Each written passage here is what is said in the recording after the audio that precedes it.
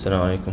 هذا عن طريقتك الميثودز اللي ينبني عليها الفرونت اند، وانه تريد تعرف شنو الفرق بين كلاينت سايد ريندرينج، سيرفر سايد ريندرينج، ستاتيك سايد جنريشن وهكذا. هذا الكتاب مال نادية اللي هو performance fundamentals يشرح على كل وحدة منهن.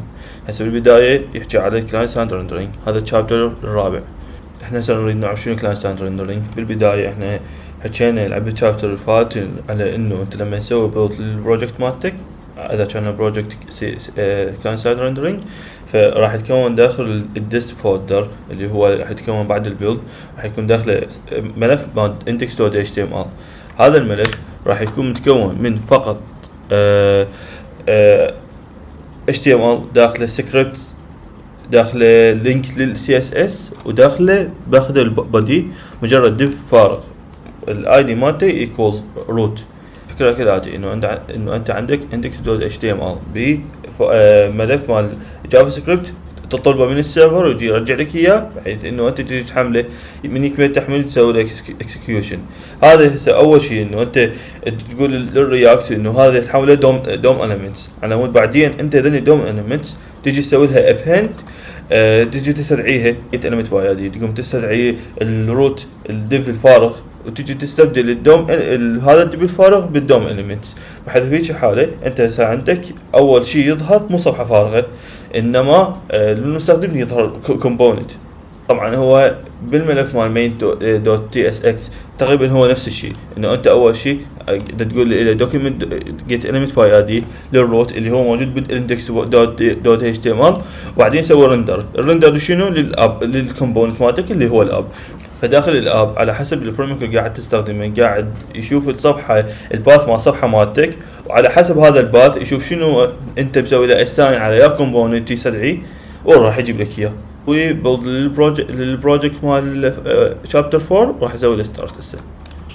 فاحنا هسه نحتاج انه نسوي شو بيرفورمانس. احنا اذا استخدمنا مثلا نو ثروتلينج للسي بي يو، نو ثروتلينج للنتورك، سوينا ريلود ان ريكورد، راح نشوف انه اكو هذا اللي هو يسموه فليم جراف. هذا الشابتر هو يوضح الكلاينت سايد ريندرينج، راح يوضح الفليم جراف. تحكي على انه الفليم جراف على ما تفهمها يحتاج تفهم فد مثال ابسط من هذا، اللي مثلا انه انت كديفلوبر تروح للشغل مالتك، فانت عندك التاسك مالتك الفانكشن مالتك خلينا نقول مثلا هي جو تو هوم. فهاي شنو حتكون متكونه؟ انت انه عندك اكثر، انه انت خلال هذا الشيء راح تسوي اكثر من شغله. انه انت مثلا طلعت من البيت، رحت مثلا شفت كلب بالطريق وقاعد تلعب وياه، رحت خلال اثناء الطريق رحت سويت قهوه، هاي رحت طلبت قهوه. طلب القهوه هو اخذ وقت دقيقتين مثلا عن ما انت جيت بالطابور، وعن ما وصل سراك، ونفس الوقت اخذ دقيقتين على ما يكمل، وبعدين ذاك الوقت يلا وصلت، بعدين لما خلصت كل ذني يلا رحت وصلت للشركه مالتك. فهو الحدث الاساسي خلينا نقول، او الفانكشن الاساسيه اللي تريد تسويها هو انه تروح للشغل مالتك، واكو سب تاسك سب فانكشن خلينا نسوي مثلا داخل هذا اللي هي مثلا اول وحده شيء مثلا كانت انه تعبئه الكلب مالتك. ثاني شيء شغله هي انه تروح للكوفي وسوي الفانكشن اللي يسوي التاسك اللي داخل هذا داخل المحل مال الكوفي اللي شنت بيه، وبالاخير انه تكمل المشي مالتك لما توصل للشغل.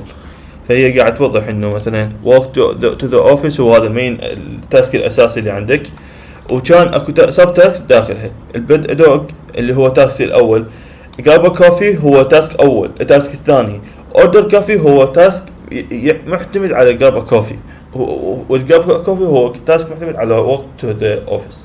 قاعد تحكي على انه الجراب كوفي هذا تاسك اندبندنت مستقل على بيت ادوك، فاذا هو اصلا ما صار فمو مهم. عكس اوردر كوفي اللي هو معتمد كليا على جراب كوفي، ما راح يصير الا اذا انت سويت التاسك الاول. اكو 2 تايمز اللي هو توتال، اول واحد هو التوتال اماونت. التوتال اماونت هو انه عدد التاسكات اللي داخل، عدد التاسك الواحد اللي هو وقت تو اوفيس، العدد اللي قد اخذ ككلي اللي هو مثلا 30 دقيقه. من ضمن هاي 30 دقيقه كانت اكو تاسكين الاساسيات اللي هو بدا دوك كانت تاخذ 4 دقائق، جراب كوفي كانت تاخذ 10 دقائق. هذا التوتال تايم. ايش قد اخذ مع انه هو ايش قد طول على ما يمشي. السيرف تايم هو الوقت اللي اخذه على ما بس يمشي، لان هو سوى انه اخذ 30 دقيقه كامله، وجا نقصها من التوتال اماونت من التاسك مالته، السب تاسك مالته اللي هو بدا دوغ جراب كوفي هذني 14 دقيقه، نقصها من 30 فصار 16 دقيقه هو بس اخذها بالمشي ما عدا السب تاسك مالتني. انه انت ليش تحتاج تعرف هالشغلات؟ انت تحتاج تعرفها على مود اذا احنا شفنا، اذا احنا فتحنا الموقع مالتنا وجينا فتحنا الفليم جراف وجينا شفنا تاس اكو داخل الموقع مالتنا تاسكات تاخذ كل هواي وقت، وفانكشنز تاخذ كل هواي وقت على ما تصير الاكسكيوت.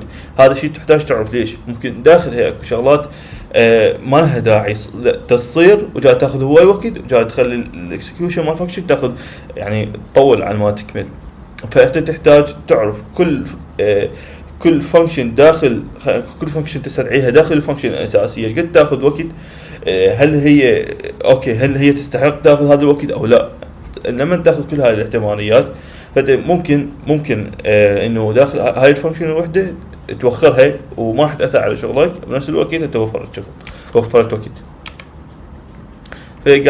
فقاعد تحكي على انه مثلا وقت ذا اوفيس واخذت منه مثلا جراب كوفي واخذت من يمين، ما اثر على بيتا دوغ، وبنفس الوقت قللت الوقت اللي توصل به للشغل، صارت بس 20 دقيقه. فهذا يعني هذا حيأثر كل هواي على الكواليتي مال الشغل مالتك.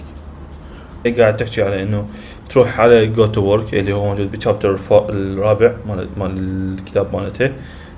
لما تفتحها وتسوي شو برفورمانس اللي هي راح تلقى انه اول شيء اكو ال HTML مالتك يتحمل، صارت اكو عملية داخل المين ثريد. هذه اكو عملية انه parse HTML، هاي اخذت 6 ملي سكند.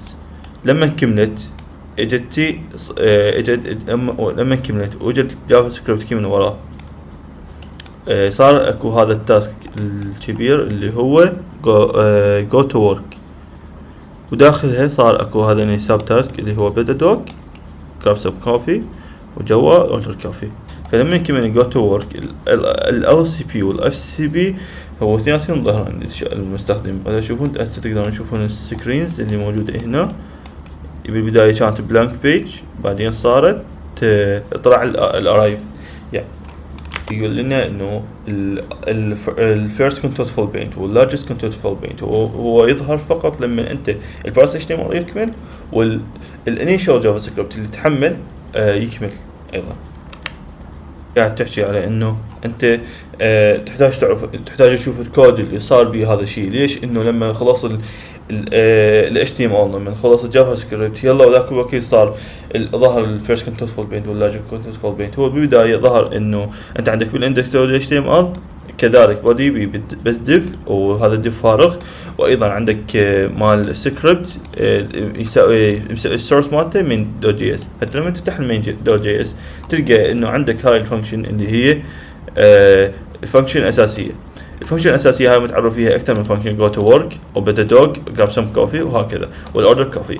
فانت هنا انت مستدعي جو تو ورك، لما استدعيتها تحتاج بما انه هي سينكرونس فهي تحتاج انه تكمل يلا ذاك الوقت يصير انه create element، بعدين انه هذا الاليمنت داخله الانر تكست اللي هو الاررايفد اللي هي موجوده بالصفحه اللي هو فقط اررايفد طالع ذاك الوقت يلا صار استبدال للجيت element واي وصار event child للديف اللي هو يحتوي على فقط arrived.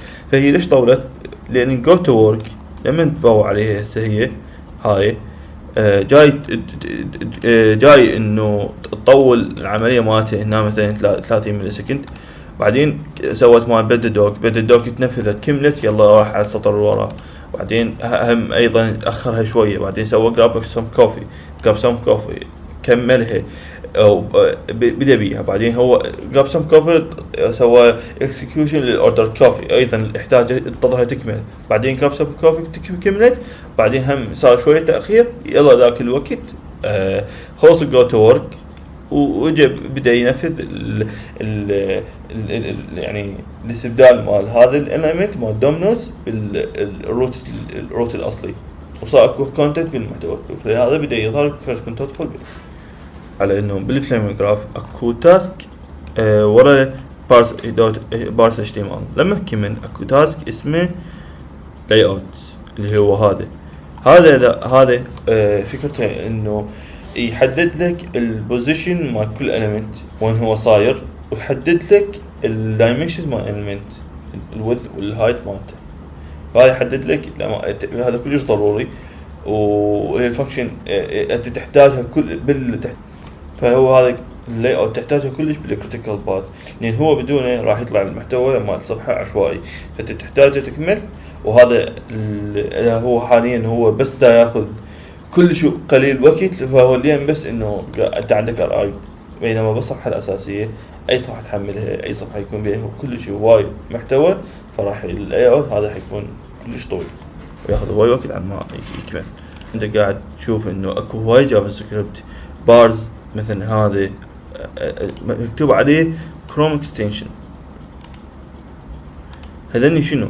هذني البلجنز مال كروم. فانت لان انت مثلا اذا تريد توخرهن وعلى مود تقيس performance حقيقي لاي بروجكت انت مسويه، فانت تحتاج انه تفتح البرايفت ويندو، وذاك الوقت انت راح من تفتحه go to work راح تلقى انه هذني الكرومز البلجنز مو موجوده، فتقدر تقيس قياس حقيقي.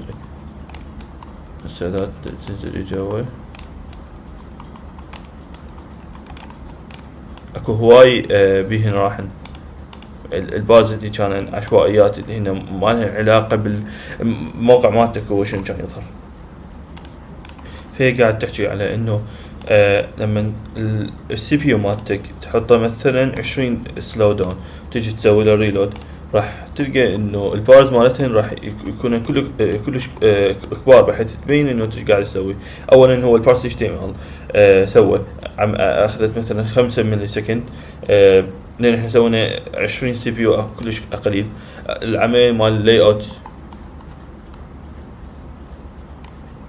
بعدين لما نكمل الجافا سكريبت مالتك صارت عمليه مال لاي اوت ثانيه اللي هي مال انه مثلا الارايفد هاي يحتاج يعني انت الصفحه مال اتش الجافا سكريبت مالتك لما يتحمل ولما الدومينوز صار انضافت للصفحه مالتك، انت تحتاج تسوي لاي اوت على مود كل وحده تحتاج هالعمليه مال لاي اوت تصير على مود انه تحدد الدايمنشنز مال العناصر مالتك، وتحدد انه البوزيشنز مالتها وين. فايضا انت ورا اللاي اوت عمليه مال لاي اوت حتلقى انه اكو بينت هاي هي انه انت العمليه اللي ترسم البكسلز مال هذا الدوم اليمنتس اللي انت سويته ترسمهم على البراوزر مالتك على الصفحه. في اسمه بينت. البينت هاي هو وين البراوزر مالتك يرسم كل ايديت لاي اوت، اللي هو شنو اللاي اوت مالتك هاي مو كملت لما حددت العناصر هو وين مكانها وش قد الحجم مالتها، تحتاج ترسم البكسلز مالتها على الشاشه مالتك، فهي هاي العمليه مالتها. فانت لما كملت هسه راح نبدي بس نحكي على انه هو وراء هذا كله انت ايش تحتاج الكلاينت رندرنج. اول شيء انه انت تحتاج تعرف انه الكوست شنو المؤثر بهذا الشيء. انه اولا انت اللارجست كونتنتفول بينت هو الفيرست كونتنتفول بينت ما راح يظهر الا اذا حتى لو كان الموقع مالتك مكيش، حتى لو كان متحمل اصلا، حتى لو كان الملفات مال سي اس اس جافا سكريبت كلهم مكيشات وقبل راح يصيرون سيرف. مع هذا راح تاخذ وقت على ما يصير الاكسكيوشن داخل الصفحه مالتك، راح تاخذ وقت عن ما الاكسكيوشن عن ما الفانكشنز مالتك عن ما جافا سكريبت مالتك كله يكمل. ذاك الوقت لما يسوي ابند لما يتكون دوم انيمنت ويصير له ابند، يلا ذاك الوقت راح يظهر المستخدم فد شيء، وهذا الفد شيء حياخذ وقت حتى لو انت كنت مكيش الاسيت مالتك. الشغله الثانيه انه انت لما اذا مطفي جافا سكريبت مالتك فراح ما راح يظهر فد شيء للمستخدم، يعني انت بهالحاله ما راح تقدر تسوي ابند لل HTML مال ابند وتستبدل الديف اللي بيه الاي دي مال روت، فما راح تظهر شيء. انه ليش ممكن تستخدمه؟ هو في شيء كلش مفيد من حيث انه انت هو عباره انت عندك فولدر مال ديست تيجي تحطه باي سيرفر باي مكان وحيكون عندك زيرو كوست.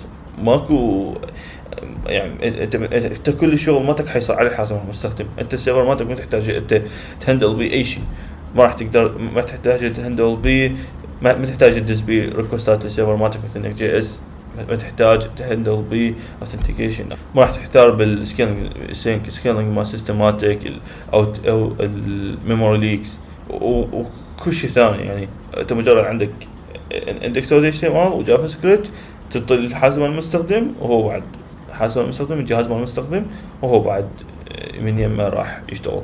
بس هسه تجي انه ممكن اوكي اكو اثار انه بالبدايه بدايه المستخدم لما راح يشوف الصفحه راح يشوفها فارغه، بس بنفس الوقت انت تقدر تطلع للمستخدم بما هذا الجافا سكريبت كله عمليه تكمل، تطلع له لودينج سبينر. فهذا الشيء راح يعني ممكن حتى لو يطول دقيقة ثانية ثانيتين المستخدم ما راح يضوج ويطلع من الموقع مالتك، يعني إذا باعتبار إنه المستخدم ما راح يضوج إذا طول مثلا دقيقة ثانية أو ثانيتين 5 ثواني.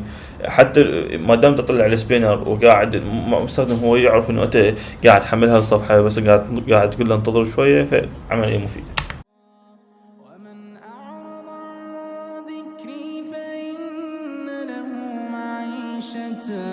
ضنكا ونحشره يوم القيامة أعمى قال رب لم حشرتني أعمى وقد كنت بصيرا قال كذلك أتتك آياتنا فنسيتها وكذلك اليوم تنسى.